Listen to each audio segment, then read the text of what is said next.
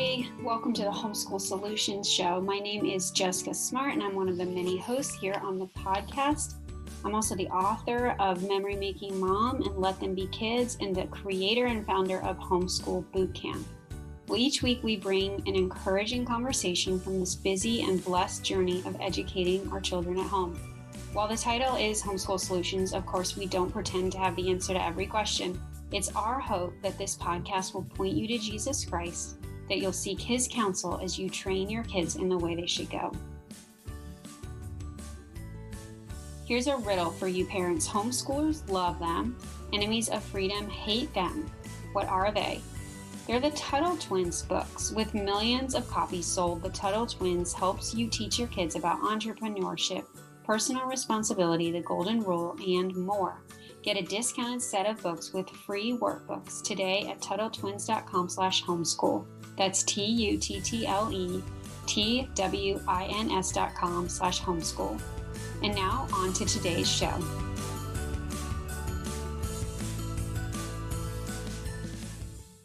Hey everybody, this is Jessica Smart. I am so thrilled to be with you today, and I have a very special guest. I have Jodi Mockabee with me today. She's one of my homeschool heroes, I'll be honest, and I'm super excited to talk with her. I'm so honored to have Jodi with me. I know that many of you are probably familiar with her, but a little bit about Jodi. She's a photographer, a writer, a blogger, a homeschool mother of 5. They're currently living in the Black Hills of South Dakota, which I'm excited to hear more about. Jodi, welcome to the program.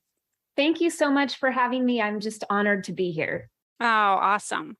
There are so many questions that I have for you. I feel like I really would rather book like a 10-hour session, but they really only gave me 30 minutes.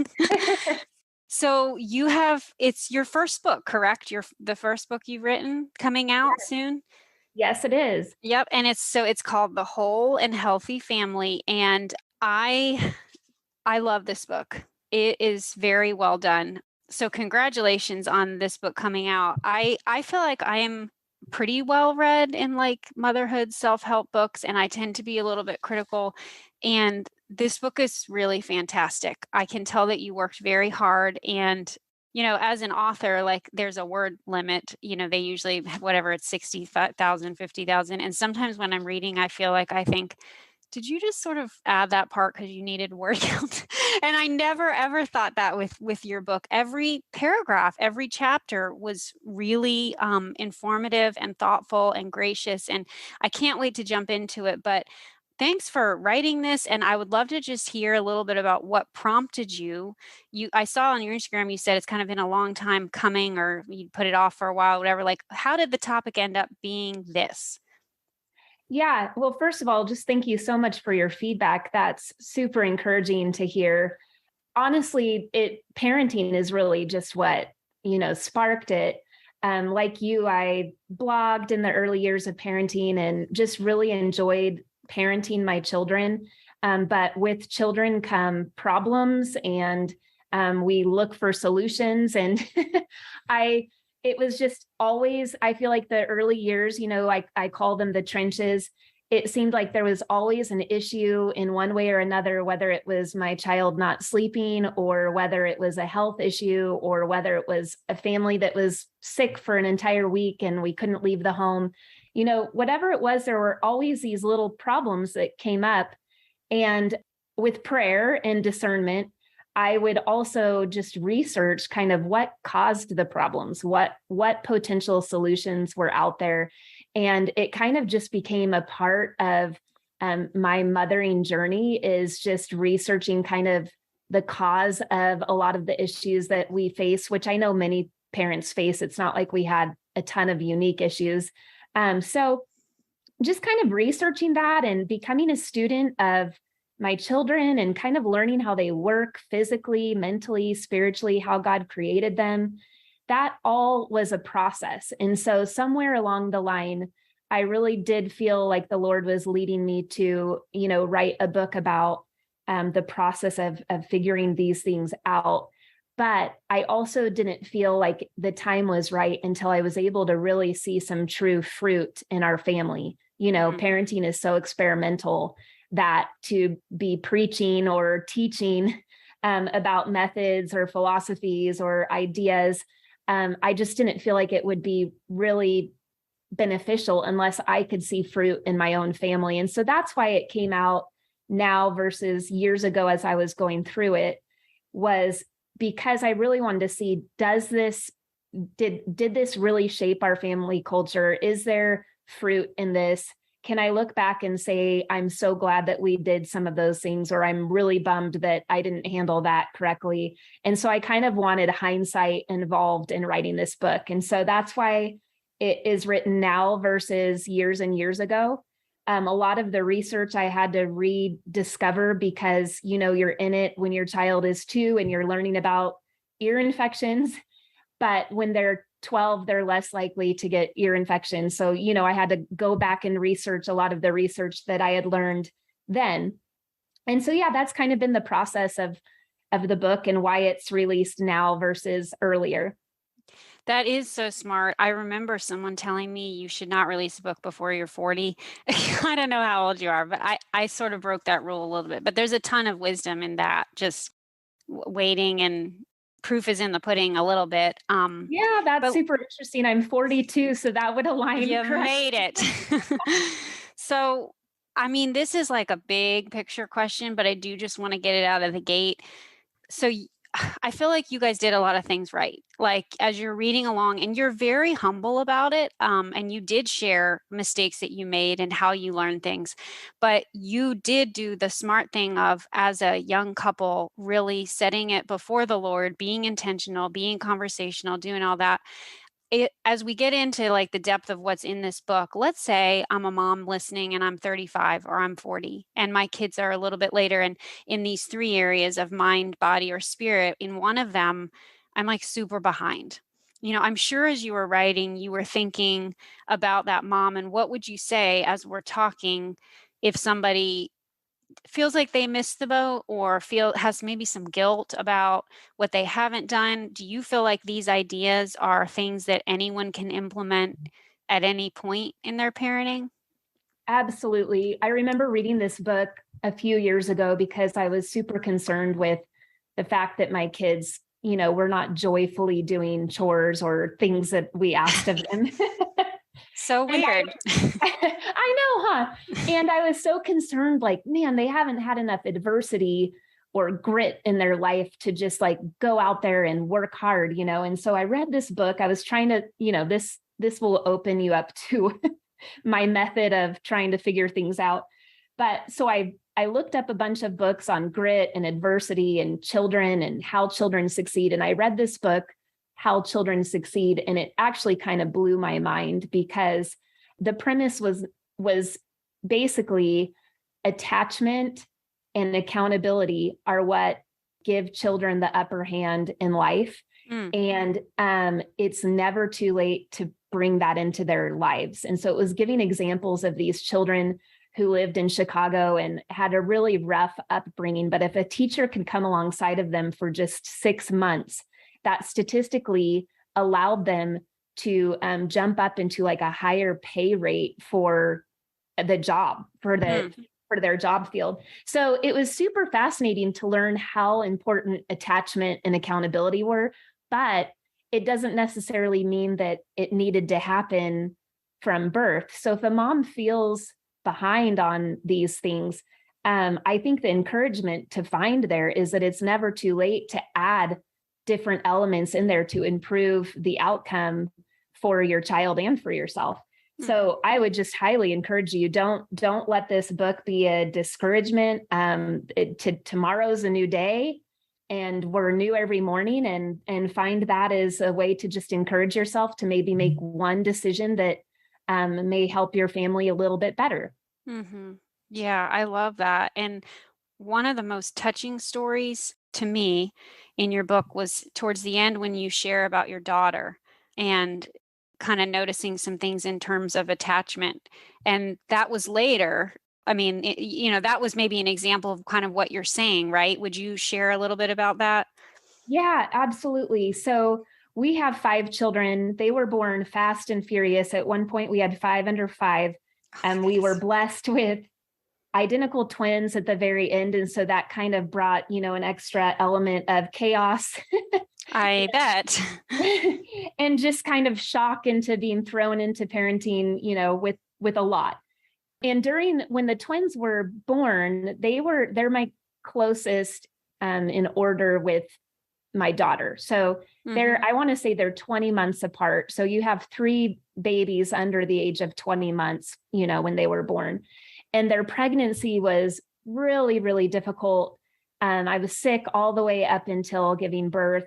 I was on the couch for probably 4 of the months, just because anytime I stood up, I would throw up. So it was a really difficult pregnancy. And, in hindsight, looking back, my daughter was a baby. She was a toddler while I was pregnant. And I wasn't able to give her all this like love and affection and attention that a mom that's not pregnant or not sick would be able to give. And so a lot of times I remember just sitting on the couch and she'd be playing with my other son, Everett, on the floor right in front of me. And that's all I could do, is just basically supervise her. And I had other children, but they were older. They didn't have the same needs as a baby. So she was a very independent little girl from the beginning, because she kind of had to be.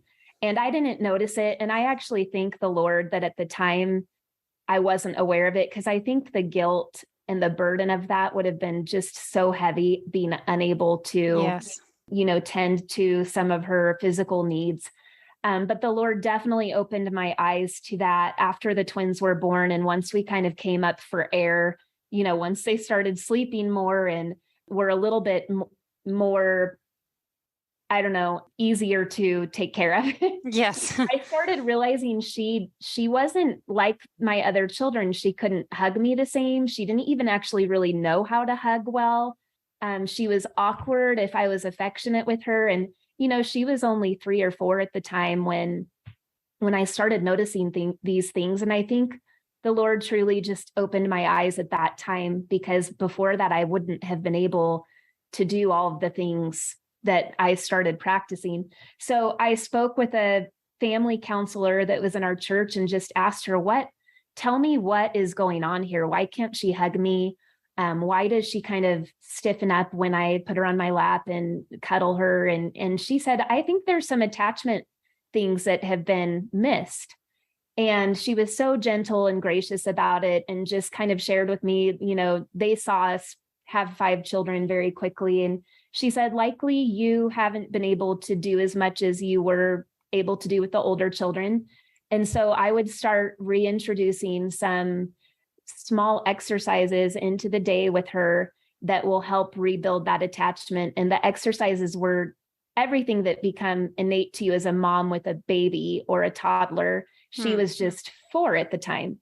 So I started carrying her, like I would a baby. And I started putting her on my lap and playing patty cake. And I would hold her. And even though she was very verbal and could process everything and could, recognize many things, I would start to say, hey, there's a bird. See the little bird, like you would a baby or a toddler. And she said, all of those things are building together these connections in the brain that she may have missed out on. And so let's work on rebuilding that. And so it was difficult. I still had 2 babies, and she didn't necessarily want it all the time. She physically was taught to be on her own and independent. And so she didn't always want to be coddled and carried and played with like that.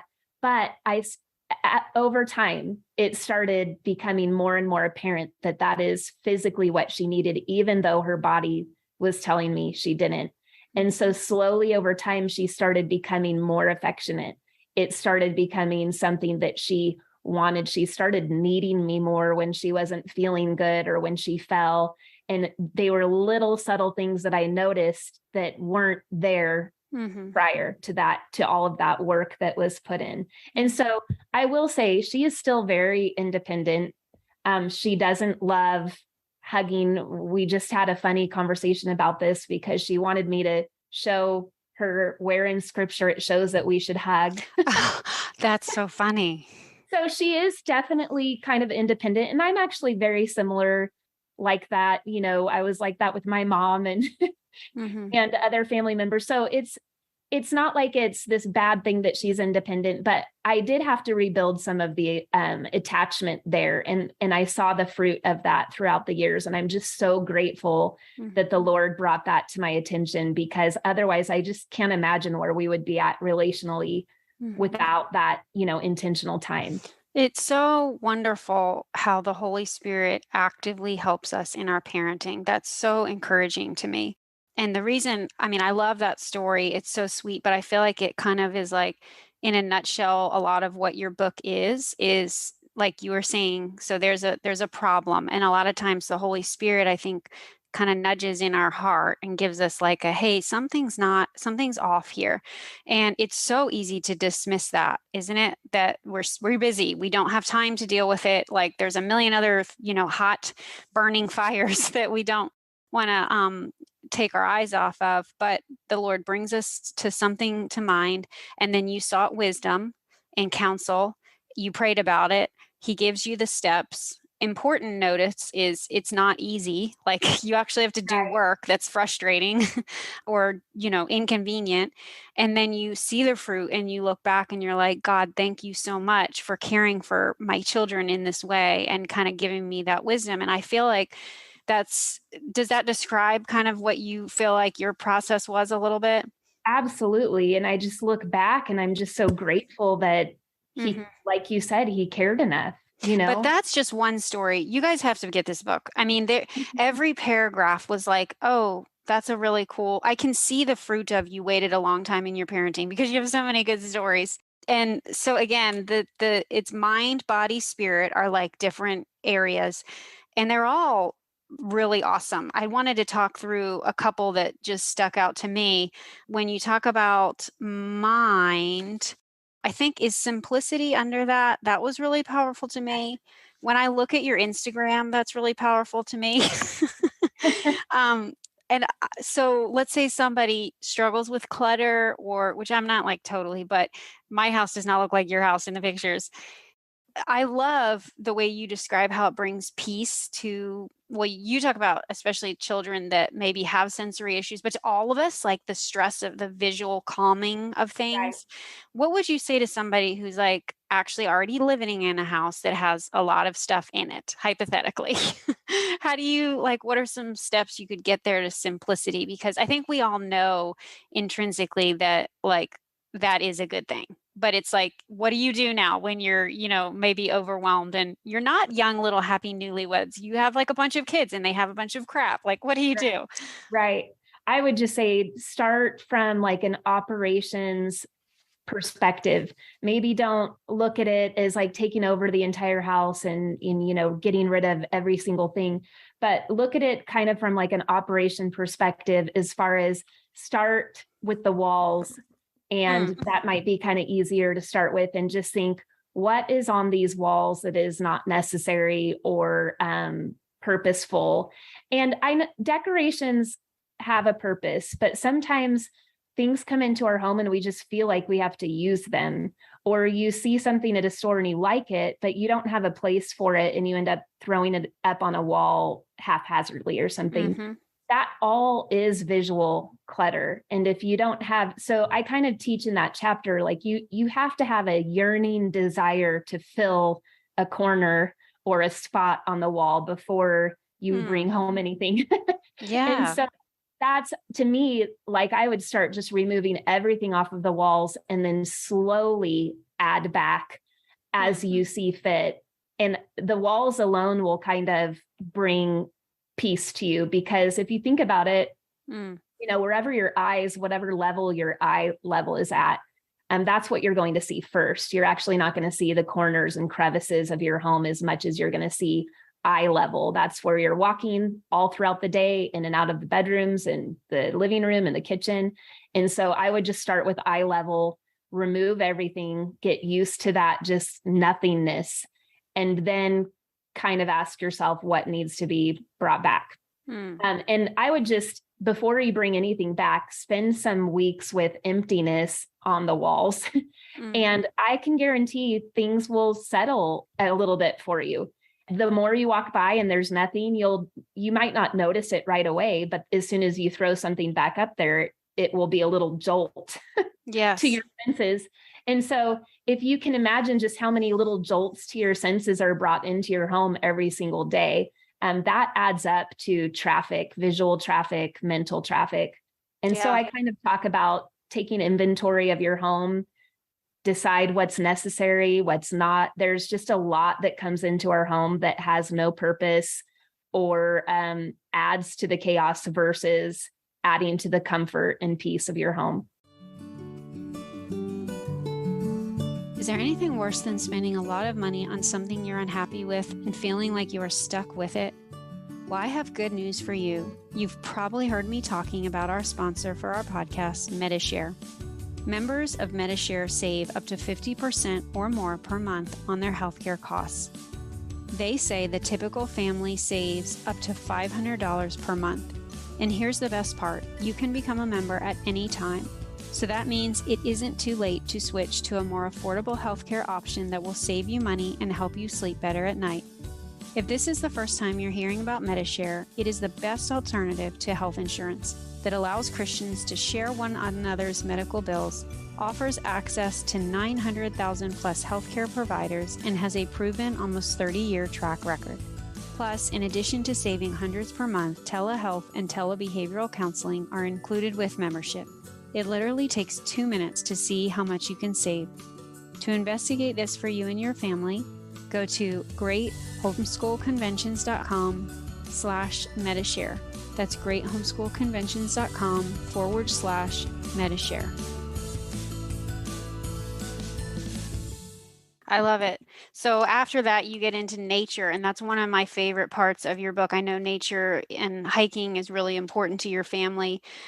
And that's probably one of the things I am most proud of that we have done as a family is to start hiking and getting out and stuff. It's hard. Like, I feel like I always want to give the disclaimer of like, you think it's going to be like this amazing experience. And you did such a good job of capturing like people get grumpy, they're hungry, they're tired. Here's how you can bribe them, you know? Yeah. But so this is just a random question, but I'm like, I have you on the phone here. I need to ask this. You guys are in South Dakota, correct? We are, yes. So I'm on the East Coast. This summer we went out to the Rockies and it was the most amazing. My husband was like, that was the most amazing trip I've ever been on in my life.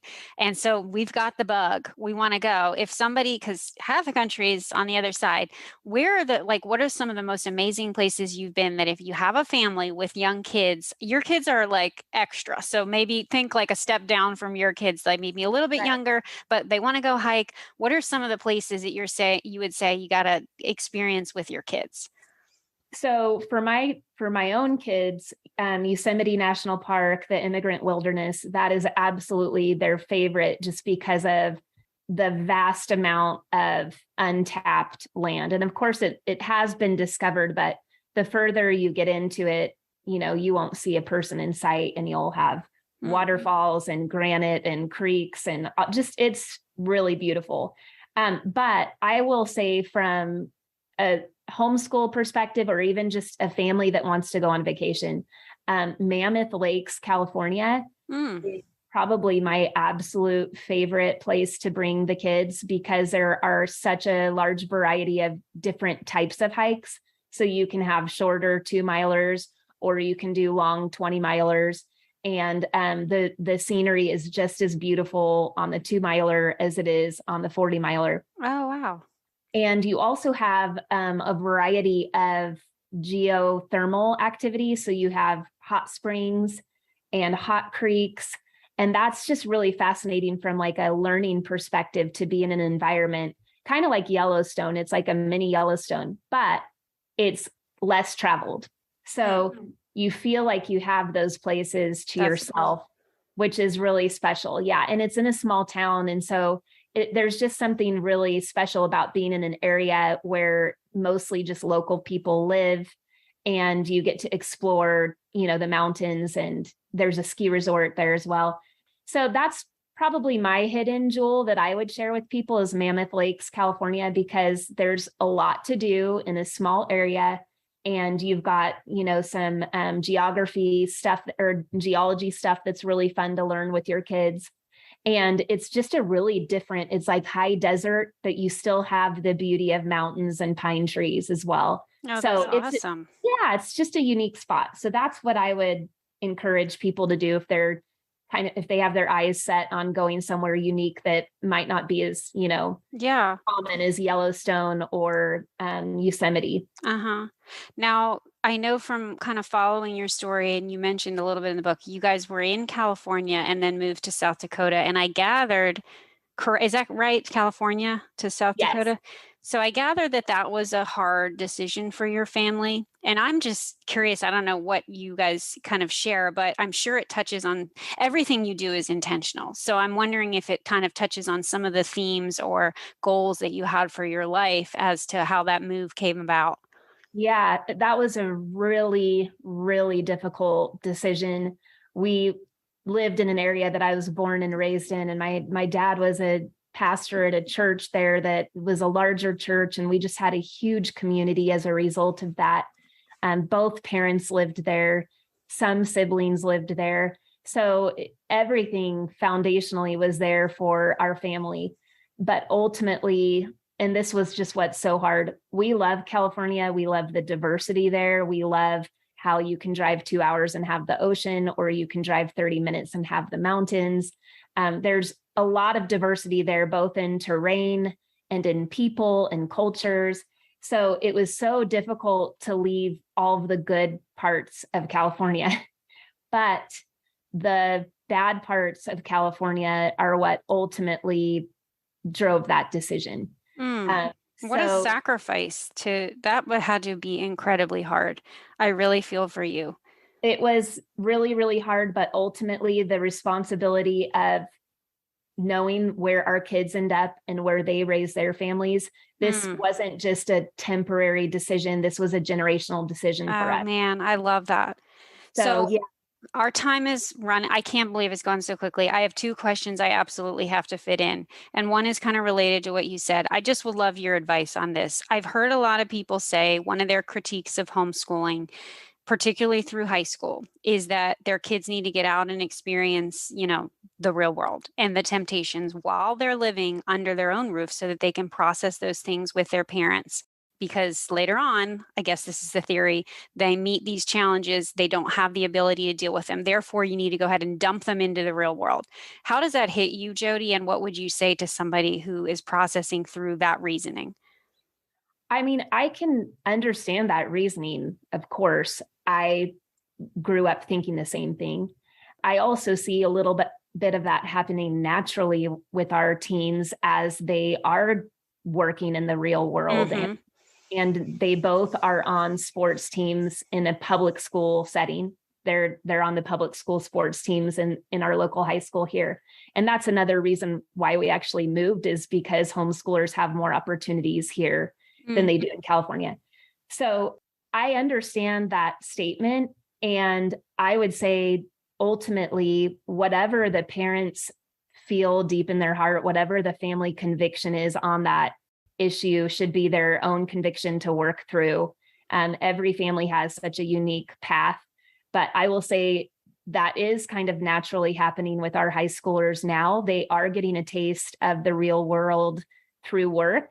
Mm. And they're also getting a taste of the real world, quote unquote, through participating in these public sports. And it has actually been a fantastic way to walk through all these issues that they're being exposed to. But it's in such a small part of their day. Yes. So, we have them 9 hours during the day, and they go and practice for an hour and a half, and then they come back and they discuss with us what happened during practice or what conversations were made. Both of them have traveled with their teams to different places to play. And so they've stayed in hotels with these kids and different things like that. And I am grateful for that, because I am grateful to be able to walk through. And I would say one of the most impactful thing that my boys have noticed is they can pick out a believer on their team within the first day or two of practice. Wow. The believer doesn't even have to say they're a believer. They just know. Mm. And so that has been some really great conversation around that of just, well, how did you know that that person was a believer? Well, he doesn't cuss. Okay, are there any other things? He doesn't participate in these conversations about, sex or this or that. And so it's been interesting to see, like, do you see how evident it is when you've got God in you? Like, it's evident enough to where within one day, someone can spot you out as different, Yeah, that's and amazing. and different in a non-offensive way. It's not like these kids are, being crazy loud and trying to change everyone on their team. They have a higher standard for language and content, basically. Yeah. And so I love that they have been able to integrate and see and learn, and then we come home and talk about it. But I think if they were surrounded for 9 hours a day in that environment, it would be pretty difficult to maintain those standards. Yeah, that would be the influencing pressure of their life versus the atmosphere you've created where there's smaller opportunities to experience. Because I kind of feel the same. It's inevitable. They are going to see it. Like, unless they're literally in a bubble, which I just don't know that many people are actually doing that. They are going to have opportunity to see the real world. It's just how much of it do you want them to see at what age? So, Exactly. And even I think homeschoolers specifically, they're so intentional about, getting their kids to apprentice and have yes. access to all these different experiences. And not all of those experiences are going to be, from a biblical perspective. And so our kids are getting access to the real world. It's just in smaller portions. And so I think it's just beautiful that we have the opportunity to walk through all different types of situations with them while they're under our home. And somehow they even come up, when we're reading together and a child will say, oh, that actually happened to me the other day, so it's been, a really beautiful thing. I don't think necessarily dumping them in a school system is going to prepare them for real life. I think the push and pull of letting them leave the home and work or leave the home and play sports and then come back and discuss it, that's going to kind of prepare them more so. Yeah, totally. You just have so much wisdom, and thank you for being flexible and kind of going off topic here. And I have one more, but I'm not getting you off the phone until I ask this because you have so much wisdom. When you think about this theme and then college, and I feel like a lot of us identify with your concerns as you're looking at educational systems and patterns and the culture shift as you're raising up these boys and girl and you're looking at college. How are you viewing that decision? Because I think for me, I look at some of these universities and think, how can I send my dollars to build up some of this ideology that I really don't agree with, but at the same time our kids, practically that may be the best option available. And we can't completely hide from culture. So as you're actually beginning to make college decisions in 2 minutes or less, what are some of the guiding themes that you and your husband are prioritizing? Well, I think the biggest priority for us is certainly to understand that college is not for everyone. Yes, 100%. Your child, goes to college doesn't mean they're going to be successful. And just because your child doesn't go to college doesn't mean they won't be successful. Culturally, that's something that we're going to be fighting against. But we've also seen the other side of that with my husband, being an employee and always being in positions that require degrees. And so we see, sadly, it doesn't even matter what quality of education you have, that degree is necessary for so many different job opportunities. And so we kind of are dancing with that tension right now, because if it were our choice, we would encourage all 5 kids to be entrepreneurial and skip college and, have a different path.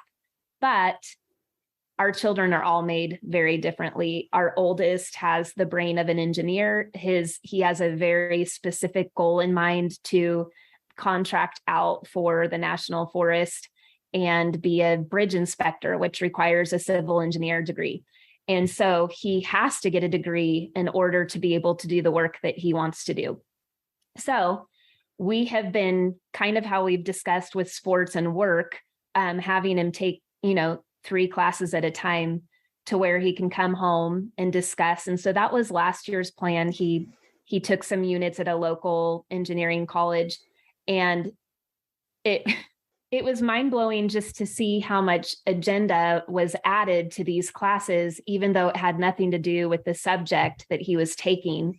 And Mm. so he would come home and just wrestle with these ideas that were being presented to him, and they had nothing to do with the subject that he was taking. And so we prayed about it a lot. We thought about it. We learned that locally there was a Christian classical college here. And so we decided to this year send him to the classical college. I don't think all of the units will be able to transfer over for a civil engineering degree, but he's taking classes such as rhetoric so that he can kind of learn to distinguish between truth and not truth. And that he would be able to maybe hold an argument should he have to. But ultimately, we know the path for him through college is going to be upstream. Hmm. And he's really just going to have to kind of master the system to get through. And I think there is some value in that too. I think Yes. that every part of our society has some sort of system that you have to understand in order to work in and thrive in. And so he'll have to figure out how to be a believer, how to ignore the stuff he doesn't believe in, how to respond in order to get a good enough grade, and how to stay in truth in the word of God and just build himself and renew his mind every day. And those are good skills to learn too. So we just didn't feel like he had the maturity yet to dive into that system entirely. So we took a year off. And so now he's, under a Christian-based school and just kind of developing those muscles so that he can go back to the engineering college and feel confident in who he is, what he believes in.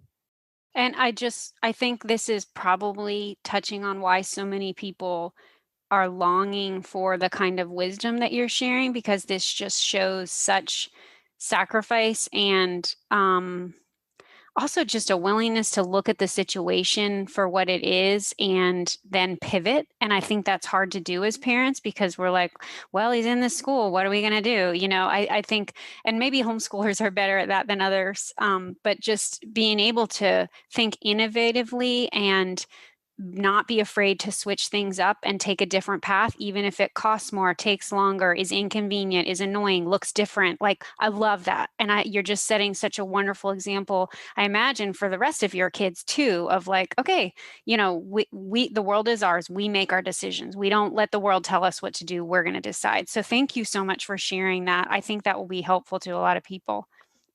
Absolutely. And I hope so too. And I think that's how we approach homeschool every year too, is every year is an assessment, and is this good for our family to do this year? Are there other Absolutely. options? And the world kind of frowns upon that, the idea of changing, because Right. everything is so systematic. It's like the Industrial Revolution. Everything is laid out as some sort of like assembly line, and I think homeschoolers really mess with that. They do. Yes. I can't believe that we are out of time. And you guys have to just get this book. I was hoping that we would talk about the fitness and the health. I think that is one of the coolest things about this book, because I haven't read a lot of books that say kind of what you're saying. I mean, I've read a lot of medical books, but it was super cool to hear a mom that's, not necessarily a medical professional, but just saying, here's how we had began to adopt a holistic approach in our family. And this is gold, like how you talk that through. I loved hearing about how the adaptations that you've made and the ways that it's brought healing in your family. I don't know how you have never used antibiotics on any of your kids. I'm like, wow, you guys are superhuman. But anyway, and it was just very timely for me. The gut healing, I think, will be really helpful to a lot of people. I'm already motivated to go. Guess what? I've done so many things since reading this book. I've already drank kombucha and I am making sauerkraut. Oh, that's amazing. I know, right? So you're super inspiring. And the sports, I just absolutely loved your perspective on kids' sports. I think anybody that has kids right now that are doing anything of organized sports, you just have such a wonderful approach to that. And that's the same kind of story we've experienced, where you get into it and you're like, this is actually eating into a lot of what our family values. And so I love the choices that you laid out there. Thank you so much for being with us. Is there anything else, because we've just touched on so many different things, that you would say to someone entertaining this book, or about any of the other ideas that we've talked about? Anything else you want to add?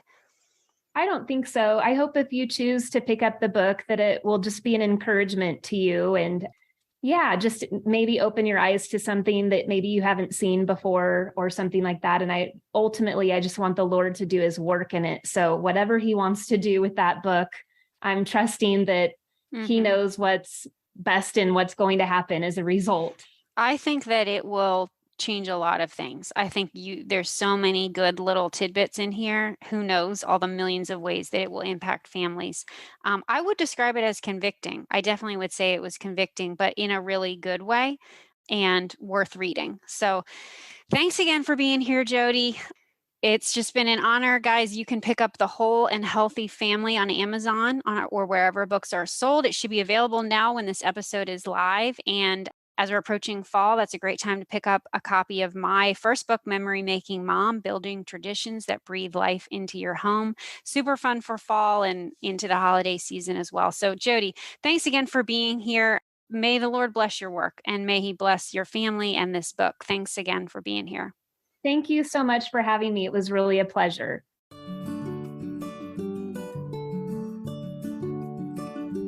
Guys, thanks so much for joining us this week on the Homeschool Solutions Show. You can find show notes and links to all the resources mentioned at homeschooling.mom.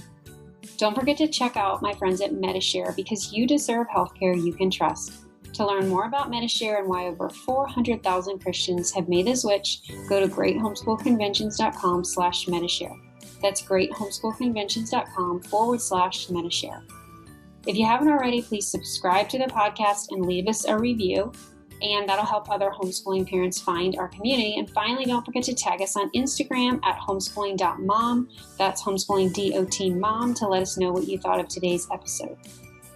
Have you joined us at one of the Great Homeschool Conventions? The Great Homeschool Conventions are the homeschooling events of the year, offering outstanding speakers, hundreds of workshops, and the largest homeschool curriculum exhibit halls in the U.S. Find out more at greathomeschoolconventions.com. Hopefully, I will see you there. And don't forget to check out my books, Memory Making Mom and Let Them Be Kids, and my Homeschool Bootcamp course. You can rock homeschooling, and I can help. Check the show notes for all of those resources.